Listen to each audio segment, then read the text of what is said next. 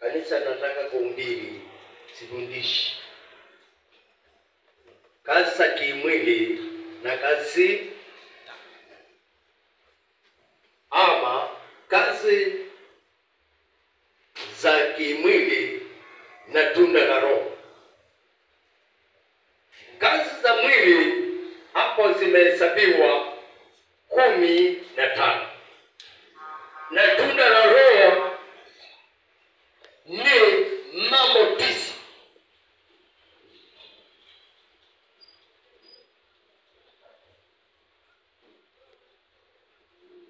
Kwa hiyo ujumbe ni kuwa na roho ya kuongozwa na Roho Mtakatifu. Lakini ukiongozwa na mwili, shetani ndio anatawala kwako. Ukiongozwa na Roho Kristo na Roho Mtakatifu anatawala maisha. Bila Yesu kukudiosha.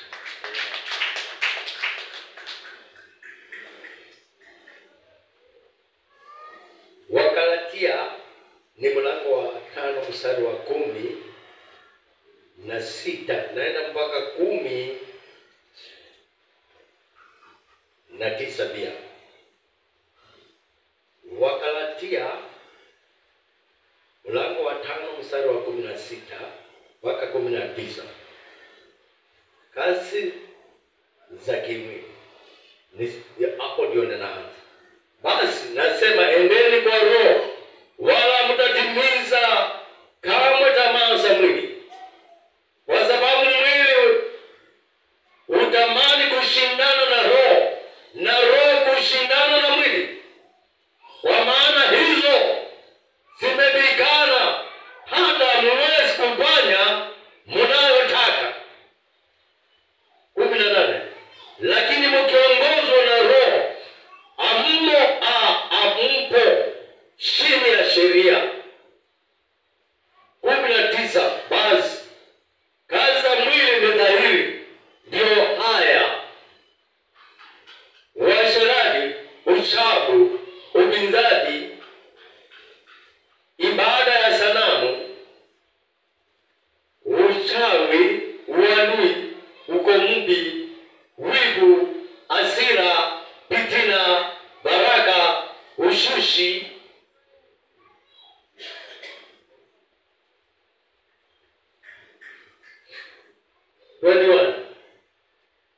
ushuhuda, ulevi, ulavi na mambo yanayofanana na hayo. Katika hayo nawaambia mapema, kama nilivyokwisha kuambia, ya kwamba watu watendao mambo ya jinsi hiyo hawataurithi ufalme wa Mungu. Mungu abariki neno lake. Amen. Hayo ndio Paulo ananena na kanisa ya Galatia. Hii kanisa ukitazama ilikuwa sio kanisa ya kiroho sana.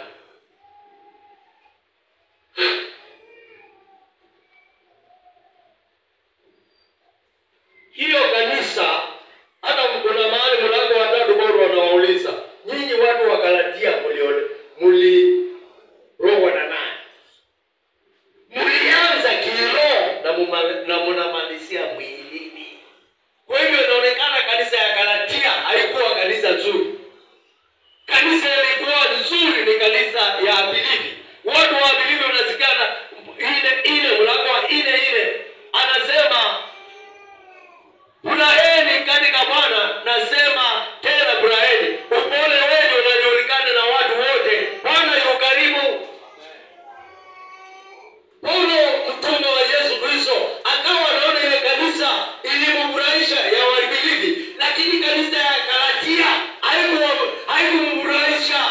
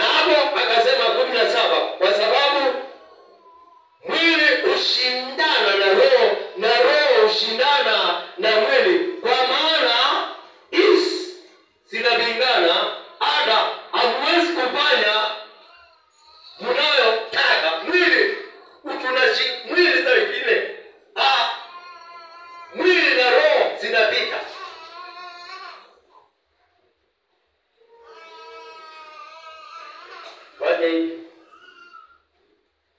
Mwili na roho zinapita. Leo ulikuwa unataka kuja kanisani, kuna roho ilikwambia usiende. Hiyo ni mwili. Lakini roho wa Mungu akaingia ndani yako. Ukaoka na ukavaa nguo na ukasema naenda kanisani. Ulishinda mwili hapo.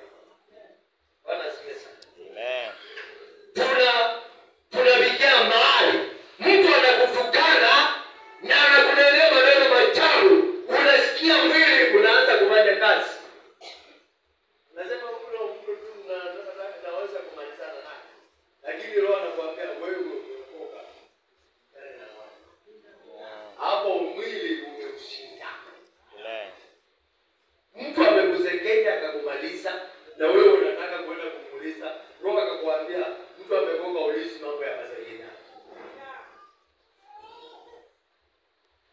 Na mtu ameokoka zaidi kukaa watu watatu wa ile kusaidia.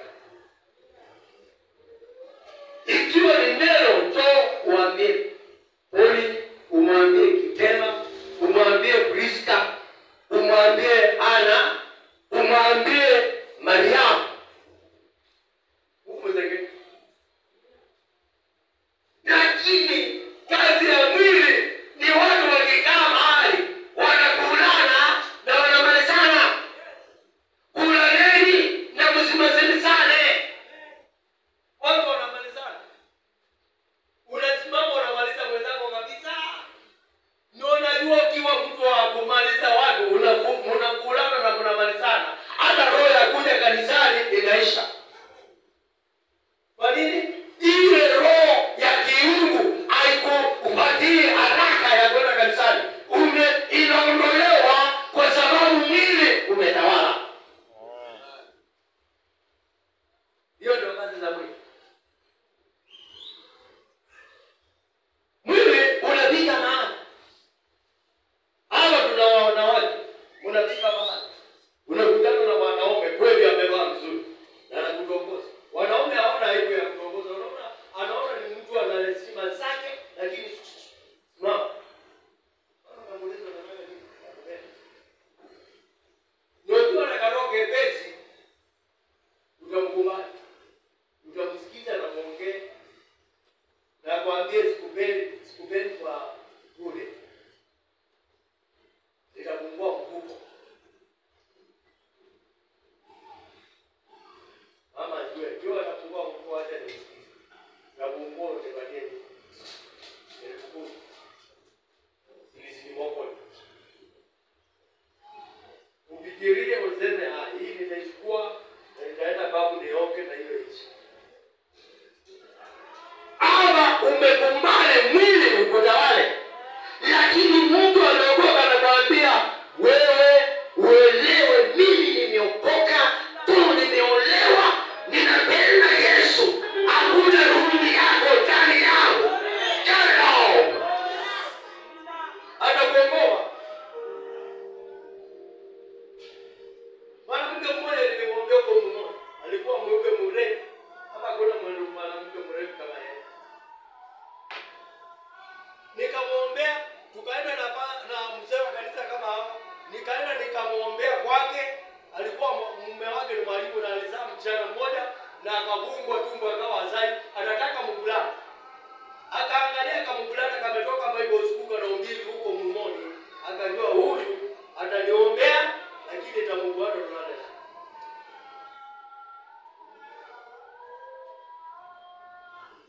Mimi nikaomba, nikaona tumemalizana naye. Akasikia nitaenda kuhubiri sehemu za Chuka. Akaingia msituni, akaenda kusimama huko. Nikienda akajua huyu basi anaenda kushikana na wengine kule. Hapo katikati nikamwona. Hiyo mbele ni kama ya kunguru. Mimi nilikuwa nimekula sana huko tukosea umeingia kama huko unakaa hivi kama ndio. Ndio akamulana atokezea kufa. Nimekubali. Kuna nini mama huko unaona umetoka msukuli kuna nini? Naambiwa niliombea lakini na sasa mengine nipate mtoto kutoka kwako wa mjini mwanaume nina kamshana ati kwako nataka kulala. Nikamwambia mimi unaniangalia vizuri mama. Mimi ni kijana sikuoa tu niko watu wa Bible school na malaika wanaoniona. Tuko wawili. Kwa hivyo ikiwa nilimuongea na wewe na lengo ya aina hiyo, hakuna nafasi yako. Na saa hii niko Bible school nasoma na nikimaliza Bible nitatumwa na baada ya kutumwa nitaoa na harusi. Hiyo ndio nilipata. Mama akaona huyu ni mjinga. Kawajana na kakajiriki. Akaona nimemtia hapo vile bwana. Joseph alitia mke wa Potifa hai. Mimi nikahubiri mwezi mmoja nikarudi Bible school. Baada ya mwaka nilimuona mwingi, nikamuuliza kuna nini? Akaniambia tuliwazana na Bwana na nimeondoka. Na nilizaa. Yeye nikapata mimba, nikazaa kama mvulana. Akawacha mwalimu, akawa mlala chini, akatembea mwingi. Mtu ana bwana. Pale ikiwa kwa kiroho ningekuwa ninasema hapa hakuna mtu ananiona na hapa tutaenda tumalizane na niwe sijulikani kama nimefanya, lakini usikumba mwana wangu ende wanu wape nimeukusenga senga nukiti kile mwanangu wenye dhambi wakikushawishi wale wanatawala na mwili usikumbali maneno yao. Hata siku hizi watu wanatongoza watu makanisani. Njoo huko kwetu kanisa ndio nzuri. Njoo huko kwetu ndio kuna nabii. Unapaji kwa ile kanisa Mungu amekupata. Unaenda kurandarana mahali wengine, Mungu anaanza vita na wewe. Ndio mnaona watu wengi wanarandarana makanisani, hata wengine wanafutwa kazi, wengine hata afya hakuna, wengine biashara zitaanguka, wengine watafungiwa nyumba kwa sababu walitawala na mwili na watu wakawashawishi wakatoka kwa katika maumbile wa Mungu na Mungu akawaacha. Mwili ukafanya kazi ndani yao. Kwa hivyo kanisa la Yesu Kristo tuende kwa Roho na tusitimize kamwe tamaa za mwili. Mwili una shida. Mwili unakuambia siende kanisani. Mwili unakuambia basi amenikemea sana sitarudi kwa hiyo kanisa. Na mimi sitahubiri mahubiri ya kukuendeleza. Yule aliniita aliniambia hubiri. Kile ninapewa na Mungu. Ninaomba mpaka napewa message. Sikuhubiri hapa kioo wanaona. Ninamwambia Baba nipatie. Bwana Yesu kupitia kwa Roho Mtakatifu nipatie neno. Bwana siweza. Kwa hivyo nataka mwanangu uelewe. Mwili na roho zinapita. Hata kuna wakati unaamuka unasema leo naona unajiroroga. Leo ninaona ni kubaya. Sijui kama nitapata pesa. Ule mtu wa biashara sasa. Hapa mwili umemtawala. Roho anamwambia wacha niombe na nitoke nitaona Mungu. Akiwa na hiyo roho ya kusema nitaona Mungu sasa ameondoka kwa kusema ni kubaya, anaenda anaona wateja wanakuja na anaendelea. Bwana siwe sana. Roho ukiwa na biashara una roho mbili. Kuna watu wanakaa na mabwana sawa na wana roho ngapi? Nitarudi kwetu hapa nitakaa. Ndume hana pesa, ananiwachia 200 asubuhi. Na maisha yamebadilika. Niende ama nikae. Ukipewa 200 na bwana yako asubuhi na mapema, ishukue na uweke kwa kifua. Asante bwana yangu. Ukitoka Mungu akubariki. Ukimtamkia hayo akienda atatosa. Ataanza hiyo 200 wewe na kuachia 1,000. Wewe kuna wakati mwingine atawacha 2,000, kuna wakati anakuambia weka hii 2,000 hii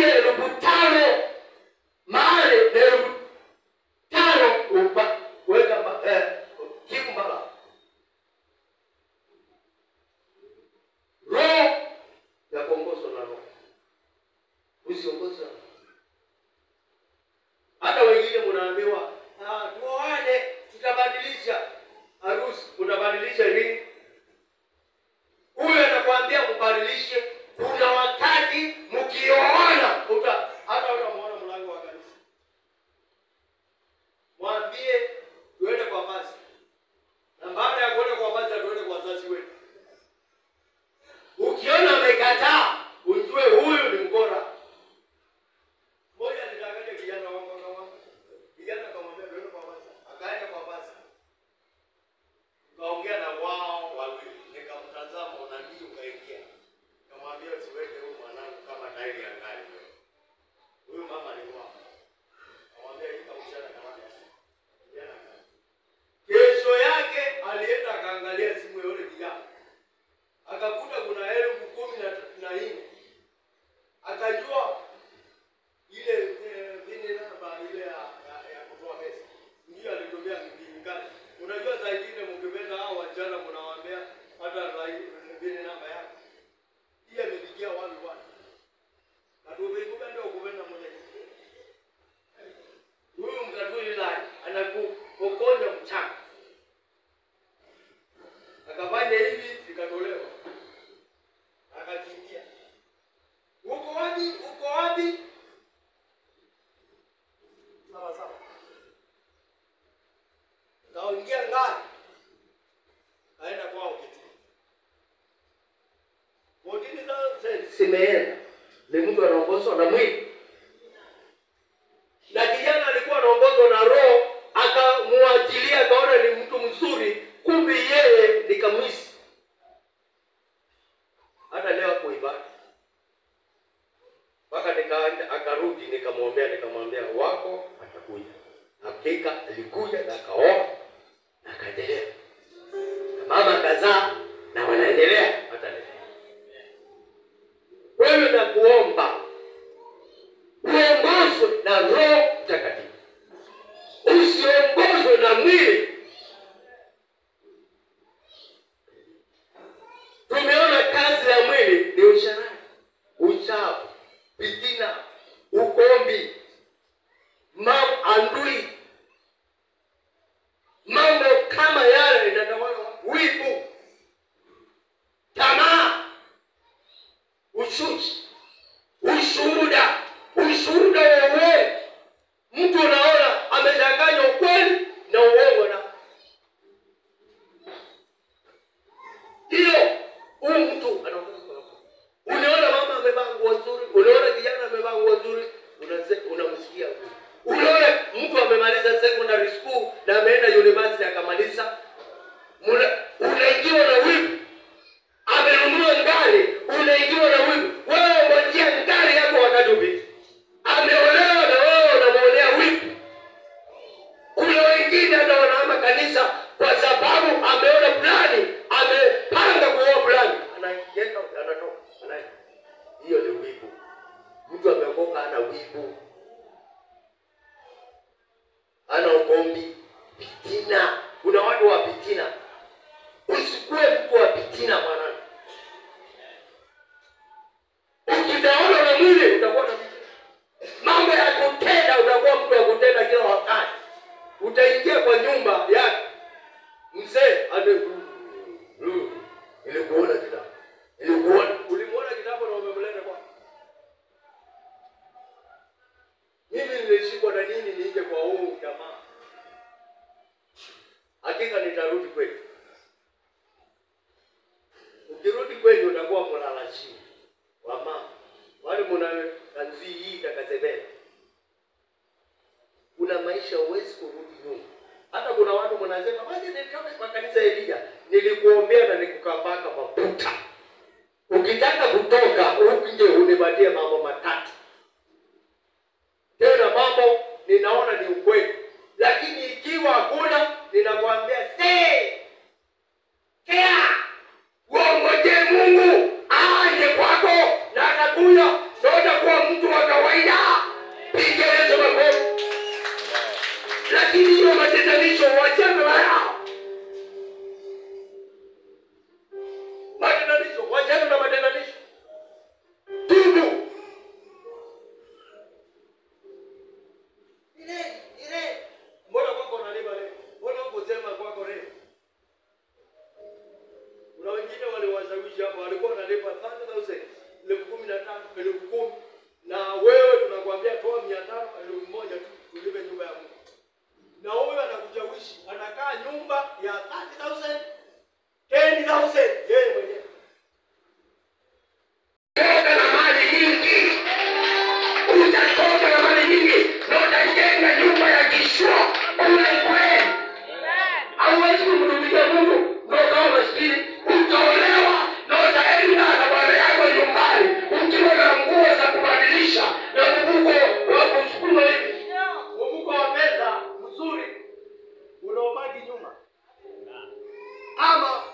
katangulia gari. Na Mungu anaanza na shida, na hiyo shida zitaisha. Hapa kuna watu mlilala chini ya leo mnataka. Mimi nilikaa pale tuta. Hapo wangu wa kule nyumbani alikuwa amenipatia kitanda kinaitwa Pono. Akaja saa 3 akaniambia nataka ile kitanda chako. Na ni saa 3. Hata alibadili siku 2-3. Ananiambia saa hii nataka kitanda chako. Nikamwangalia vizuri. Unataka kitanda chako? Mbona umenibania? Nataka kitanda chako sasa. Mwambie waje nikutolee hichi. Ndio anakaenda na kitanda chake. Mwambie baba nipatie kitanda. Na mimi nikaweka kangu kwa kuzaliwa. Nikaweka curtain. Naweka curtain hapa. Mpaka ikaenda huko. Na nikaweka mawe mawili. Ewe kija isiinue uone mattress yangu nalala chini. Akaniambia nina kitanda kifanyie kazi. Kama ameambiwa. Mtu wa Mungu ni wajanja. Nikapewa katanda kale kakukunja. Hata saa hii ndio hapo utakaona. Ninatembea na hiyo katanda kila mahali. Nikiona vijana umekuwa na hiyo karoni nilikuwa nayo, nakwambia lala hapa. Saa hii akana vitu. Nikakalalia mpaka nikanunua vijana. Ukiwa na Mungu hata kuacha mwanao. Wacha niende ninene kwa dakika chache kuhusu tunda la Roho. Mambo 9. Nataka usome muone tunda la Roho. Lakini tunda la Roho ni upendo, furaha, amani, uvumilivu, utu wema, fadhili, uaminifu, upole, kiasi. Juu ya mambo kama hayo hakuna sheria. Mwambie jirani, mambo kama hayo hakuna sheria. Hakuna sheria. Tunda la Roho unatakikana ukitembea tuone ndani yako una mambo 9. Ukitembea na ukilala na ukiamka uwe na tunda la Roho. Iko hapo. Upendo, furaha, kuvumilia, amani, utu wema, upole. Tuone mambo 9 iko ndani. Ukiwa na hiyo tunda na unakaa nayo, Mungu atakuongeza miaka. Kuna kitu kimoja, uwe na upendo. Upendo ni silaha. Wale ampendi wenzenu, unasema sitaki kumuona, upendo ni silaha. Sio Yesu akawaambia msipende wale wanawapenda. Kuna jawabu gani? Hata watu wa mataifa wanafanya hivi. Wewe mpendane. Amri yangu ndio hii, mpendane. Hiyo ni Yohana 15:12. Amri yangu ndio hii, mpendane. Kanisa tupendane. Wamama tupendane, wazee tupendane, wachana na wababa mko hapa tupendane. Tupende majirani, tupende adui zetu. Hata maadui tuwapende.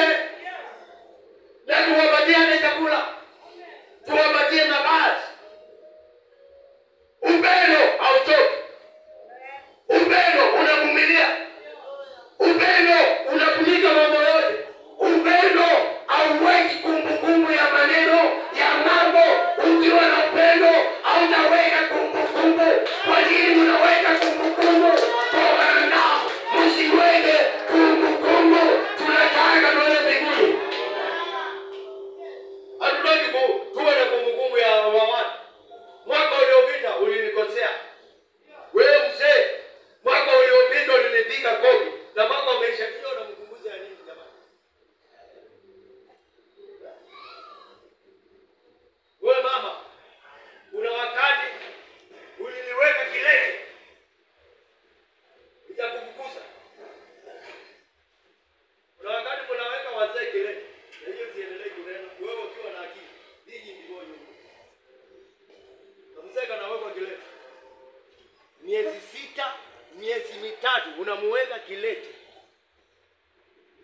nitakuweka Kilete.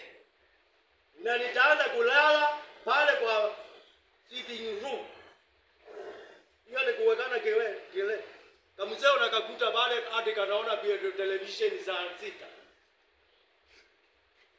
Samueli mtazaa lini nyinyi? Muulize Samueli atapatikana. Samueli na wewe saa 6 kamzee anakaa pale kwa Ndonoge. Unasita gani? Mzee hapa hakuna mwanamke anashinda na wewe kwa mzee mumeoa. Hata huo hapa anaanza kunipaya beba mpaka kisimani. Huyu ndio anamuona ile kubwa nao. Na mzee kama mimi kana kamaka vizuri. Kanaambiwa twende. Unamtoa mahali amekaa kimwili. Unamlete kiroho. Mlete kiroho. Ulaka babu kangu kalikuwa kanalala kwa ngala. Nyanya akaniambia huyu babu yako analala kwa ngala. Nikaenda anaendelea kutengeneza shamba pale. Nikamwambia baba, mimi ni basa. Hata ukiwa na miaka nyingi. Rudi kwa nyanya. Ananiambia unalala kwa ngala. Rudi pale mna kitanda kizuri na mna mahali pa kuongea usiku. Mpatie lile. Nyama ya ulini ni kuongea na mke wako na bwana yako.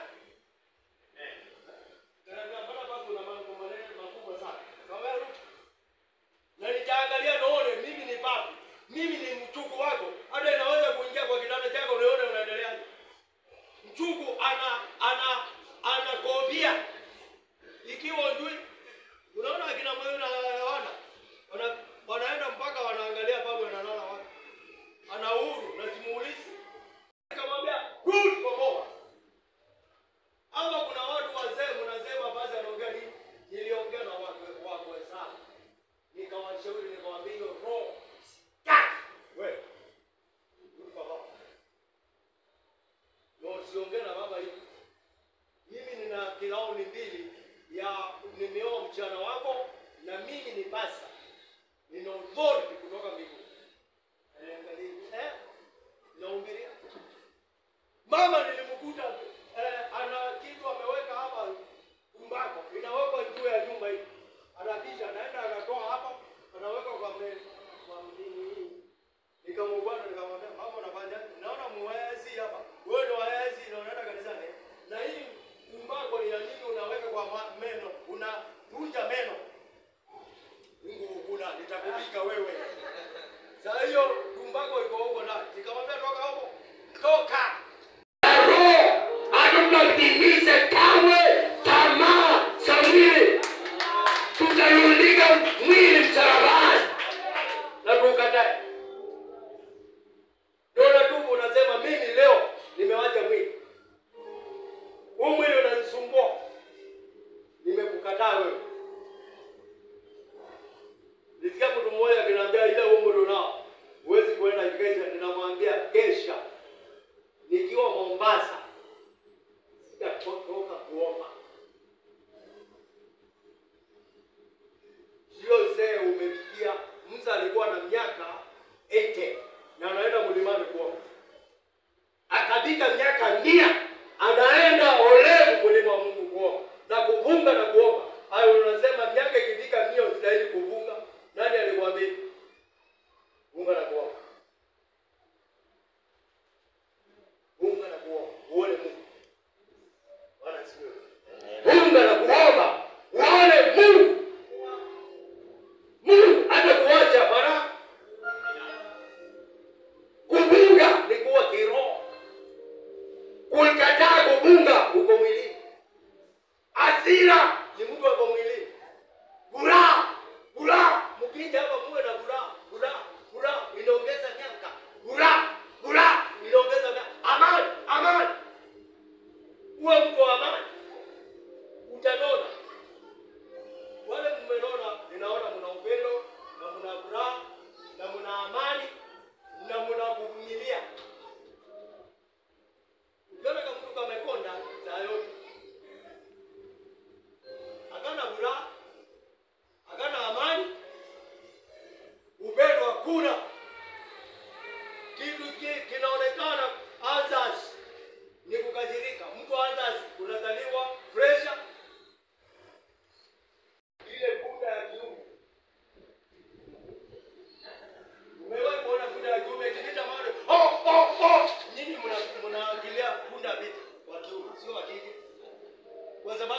teke na kuuma na hiyo.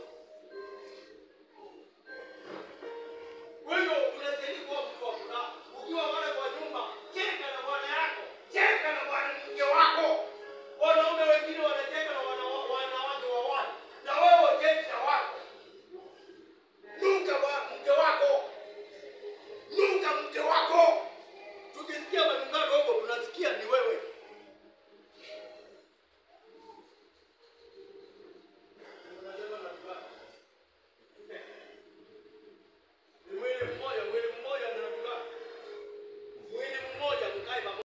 Utaongozwa na mwili.